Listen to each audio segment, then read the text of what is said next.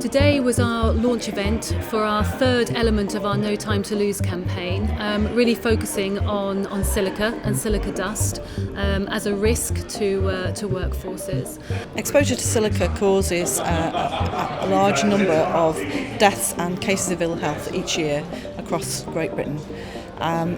Currently we estimate there's around 800 deaths and a further 900 cases every year from past exposures to silica.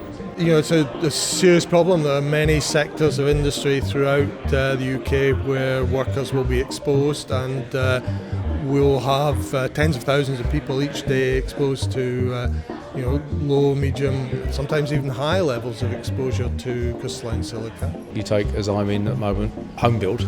You got thousands of plots. Each one has a degree of dust within it. It's understanding how much of a problem each in turn is, because each of the exposures will be different in different plots. Within the rail industry there is a lot of silica dust. The biggest issue that's been identified is ballast dust, which has been going around for the last few years, and we actually have a dedicated working group that deal with ballast dust and have been responsible for putting posters and initiatives like that to try and help combat the issue. I think one of the main challenges has to be education and getting people to realise that whilst silica is not going to kill you or threaten you tomorrow, it will threaten you if you are overly exposed to it in the long term. So you've got to probably rise above the detail and just start with that headline, dust is bad.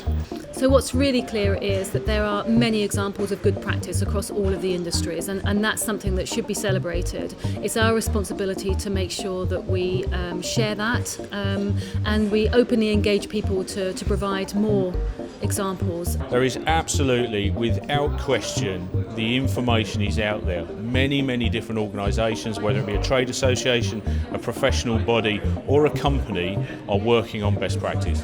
What we very much need to do is make sure that that best practice is shared amongst all those that require it. There was a lot of positive statements being made in the meeting, and everyone seems to think that this is a problem that can be solved.